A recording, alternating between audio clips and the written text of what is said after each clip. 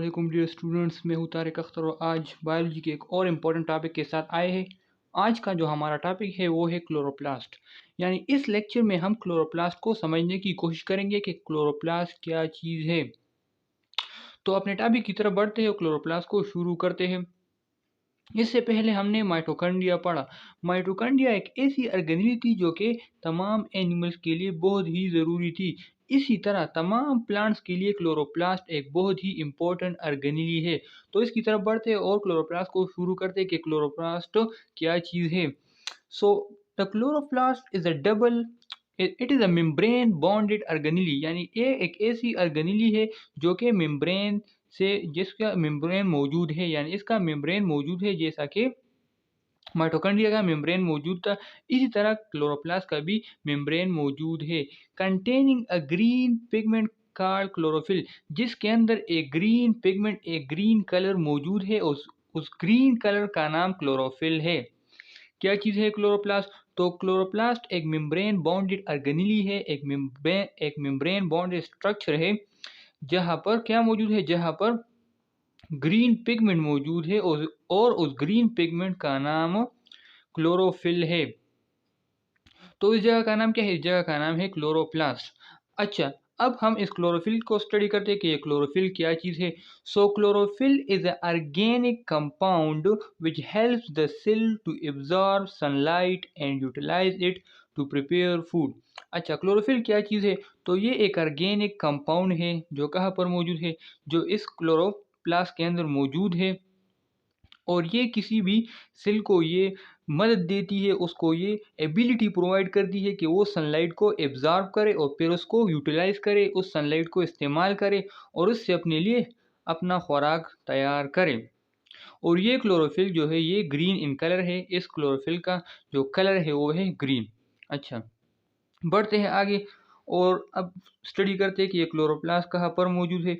तो जो क्लोरोप्लास्ट है ये प्लांट्स में मौजूद है। और प्लांट्स में कहाँ पर मौजूद है? तो प्लांट्स में लीव्स में मौजूद होता है। और किन लीव्स में? वो लीव्स जो कि ग्रीन इन कलर हो, यानी ये मोस्टली ग्रीन लीव्स में पाया जाता है।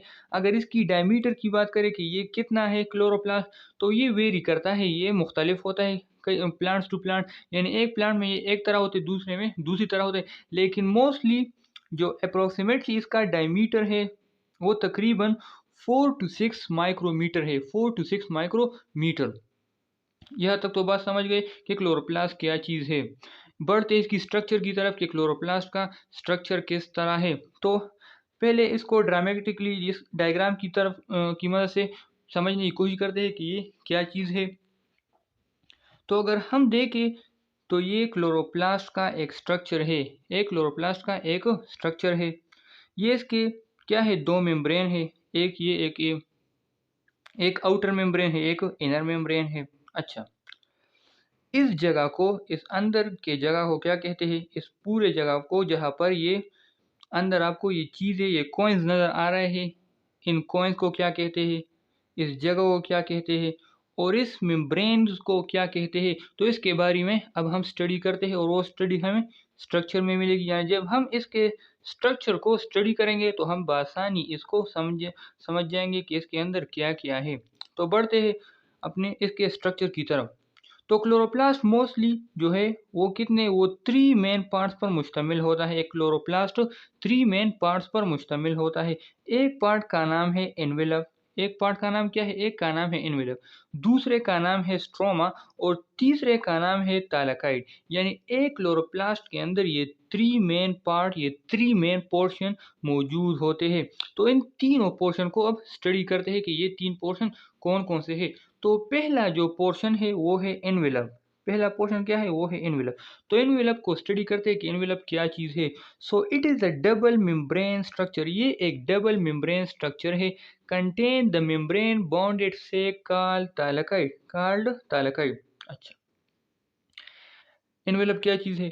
एनवेलप एक डबल मेम्ब्रेनियस स्ट्रक्चर है, एक डबल मेम्ब्रेनियस पोर्शन है जहाँ पर क्या मौजूद है? जहाँ पर मेम्ब्रेन बॉन्डेड सेक, कुछ इस तरह तेले पड़े हुए, कुछ इस तरह सेक पड़े हुए हैं और उन सेक का नाम है थालाकाइड। सेक का क्या नाम है? उन सेक का नाम है थैलेकॉइड। यानी एनवेलप एक ऐसी जगह है क्लोरोप्लास्ट के अंदर, एक ऐसी जगह जहाँ पर थैलेकॉइड मौजूद है। तो उस जगह का नाम क्या है? उस जगह का नाम है उन जगह का नाम है एनवेलप। यानी अगर आप देखें तो ये क्या है? ये एक क्लोरोप्लास्ट है। इसके अंदर ये 2 मेम्ब्रेन है। तो इन 2 मेम्ब्रेन और इसके अंदर ये थैलेकॉइड मौजूद है। ये एक थैलेकॉइड, इसको हम अभी स्टडी भी करेंगे कि थैलेकॉइड क्या चीज़ है और ये दूसरे क्या-क्या चीज़ें हैं। लेकिन ये जगह जो है, इसके अंदर जो ये जगह है, जहाँ पर ये डबल मेम्ब्रेन जो आपको नज़र आ रहा है और इसके अंदर जो थैलेकॉइड मौजूद है, तो इस जगह का नाम है एनवेलप। बढ़ते हैं आगे। दूसरा जो पोर्शन है वो है स्ट्रोमा। स्ट्रोमा क्या चीज़ है? तो स्ट्रोमा वो पोर्शन है एक क्लोरोप्लास्ट के अंदर, वो पोर्शन जो आपको यहाँ पर नज़र आ रहा है कि क्या है, साफ सुथरी, वहाँ पर कुछ भी चीज़ें नज़र नहीं आ रही। तो वो जगह क्या है? वो है स्ट्रोमा। वो पोर्शन क्या है? वो है स्ट्रोमा। अच्छा, तो stroma is the semi fluid portion. और इसके अंदर क्या है? कुछ भी नज़र नहीं है। तो इसके अंदर इस पोर्शन के अंदर लिक्विड मौजूद है, एक फ्लूइड मौजूद है और वो सेमी फ्लूइड है। यानी फुल फ्लूइड नहीं है बल्कि सेमी फ्लूइड पोर्शन है। और इसके अंदर क्या-क्या मौजूद है? इसके अंदर क्या-क्या मौजूद है? तो इसके अंदर प्रोटीन, राइबोसोम और डीएनए मौजूद है। प्रोटीन, राइबोसोम और डीएनए मौजूद है। यानी एक स्ट्रोमा के अंदर जो कि एक सेमी फ्लूइड पोर्शन है एक क्लोरोप्लास्ट के अंदर, यानी ये पूरा क्लोरोप्लास्ट है। और इस क्लोरोप्लास्ट के अंदर जो आपको ये पोर्शन नज़र आ रहा है, जो लिक्विड पोर्शन या जो फ्लूइड, सेमी फ्लूइड पोर्शन नज़र आ रहा है, इस पोर्शन का नाम है स्ट्रोमा। ये पोर्शन जो है ये क्या है? ये पूरा स्ट्रोमा है। इस पोर्शन का नाम है स्ट्रोमा। और इसके अंदर क्या-क्या चीज़ें मौजूद है? तो इसके अंदर प्रोटीन मौजूद है। इस पोर्शन के अंदर क्या है? इसके अंदर प्रोटीन मौजूद है। इसके साथ-साथ इसके अंदर और क्या मौजूद है? तो इसके अंदर राइबोसोम मौजूद है हमारे पास। यहाँ पर राइबोसोम भी है और इसके साथ-साथ डीएनए भी है। इस पोर्शन में ये चीज़ें मौजूद है, यानी इसकी कंपोज़िशन हो गई। बढ़ते हैं थर्ड पोर्शन की तरफ कि तीसरा जो पोर्शन है वो क्या चीज़ है? अच्छा, तो तीसरे पोर्शन की तरफ बढ़ते हैं। तो अगर आप क्लोरोप्लास्ट के अंदर देखें तो आपको ये एक इस तरह एक पाइल नज़र आ रहा है, एक ढेर नज़र आ रहा है। ये हम इसकी बात कर रहे हैं, इस पाइल की। तो आपको इसके अंदर कई जो कॉइन लाइक स्ट्रक्चर नज़र आ रहे हैं। अगर इसको हम थोड़ा बाहर ड्रा करें तो ये जो एक कॉइन नज़र आ रही है, एक कॉइन, इस एक कॉइन का नाम है थैलेकॉइड। और इसी तरह कई थैलेकॉइड जो है वो इकट्ठे हो गए हैं और इसने एक ढेर बनाया है। तो इस एक जो कॉइन लाइक स्ट्रक्चर है इसको थैलेकॉइड कहा जाता है। तो बढ़ते हैं थैलेकॉइड की तरफ कि थैलेकॉइड क्या चीज़ है। So these are the flat and vesicle. ये क्या है? Flat and vesicle. ये वेसिकल की फॉर्म में है। ये क्या है? वेसिकल्स की फॉर्म में है, या इस तरह छोटे-छोटे ट्यूब्यूल्स की फॉर्म में मौजूद होते हैं। Arrange themselves on each other. Arrange themselves on each, यानी अपने आप को एक दूसरे के ऊपर अरेंज किया है। अगर आप देखें तो ये एक थैलेकॉइड है, ये दूसरा थैलेकॉइड है और एक दूसरे को किस तरह अरेंज किया है? एक दूसरे के ऊपर अरेंज किया है और इस तरह एक फाइल बनाया है, एक ढेर सा बनाया है। Arrange on each other like the coin. किसकी तरह? सिक्कों की तरह, कॉइन की तरह नज़र आ रहे हैं। एक दूसरे को इस तरह अरेंज किया है एंड फॉर्म अ स्ट्रक्चर। और इसने एक स्ट्रक्चर बना है।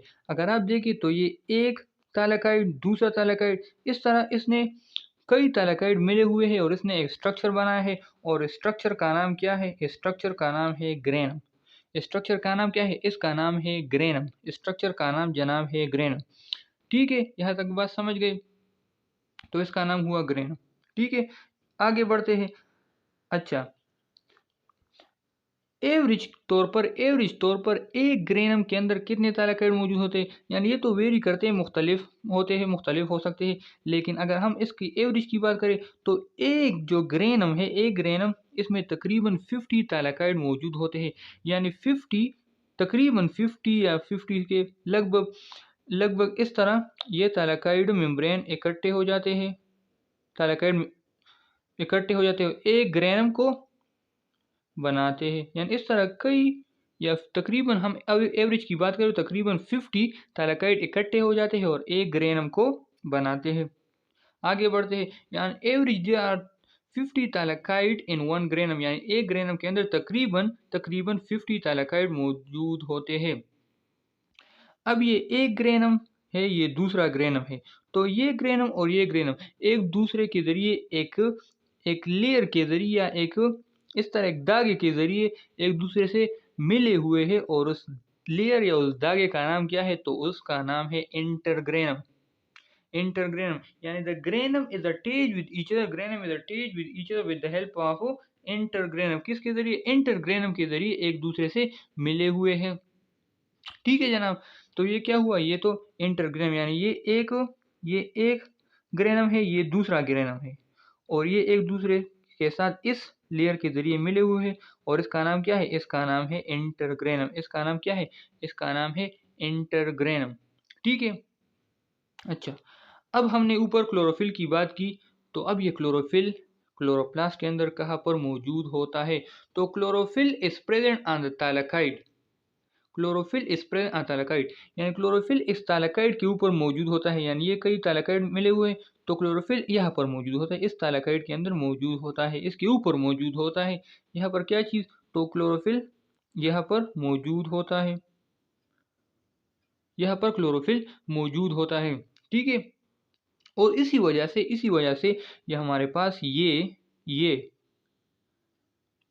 ये जो हमारे पास ग्रेना ये हमें ग्रीन नज़र आता है। ग्रीन क्यों नज़र आता है? क्योंकि इस थालाकाइड के ऊपर क्लोरोफिल मौजूद है। And due to the presence of the chlorophyll on the thylakoid the grana appear green.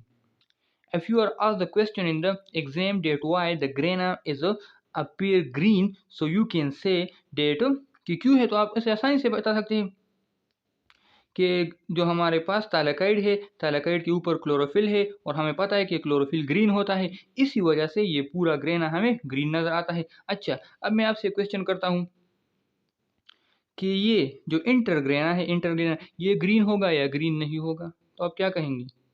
जी बिल्कुल, ये ग्रीन नहीं होगा, ये ग्रीन नहीं होगा। क्यों ग्रीन नज़र नहीं आएगा? क्योंकि इसके ऊपर तो क्लोरोफिल नहीं है। क्लोरोफिल तो इसके ऊपर है, यहाँ पर इस थालाकाइड के ऊपर है और इंटरग्रेना तो इन को मिला रहा है, यानी इस एक ग्रेना को दूसरे ग्रेना से मिला रहा है, तो ये ग्रीन नहीं होगा। इंटरग्रेना ग्रीन नहीं होगा, बल्कि सिर्फ़ और सिर्फ़ जो हमारे पास ग्रेना है, वो ग्रीन होगा।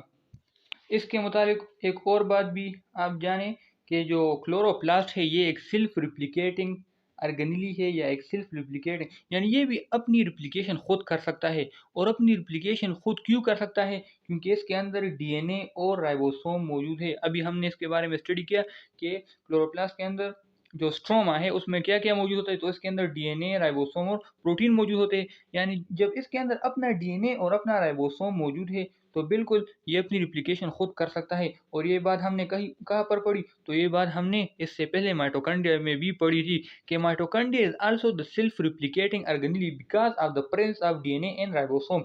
So that's why the chloroplast also a self-replicating organelle because the same thing that the DNA and the ribosome are again present in the chloroplast। अच्छा, तो ये तो बात हुई क्लोरोप्लास्ट के हवाले से। अच्छा, इसके फंक्शन क्या है कि जो क्लोरोप्लास्ट है इसका मेन काम क्या है? तो सबसे जो इम्पोर्टेंट काम है कि जो the process of photosynthesis, the process of the photosynthesis यानी जो फोटोसिंथेसिस का प्रोसेस है, जो कि इंतहाई इम्पोर्टेंट प्रोसेस है फॉर द लिविंग थिंग्स।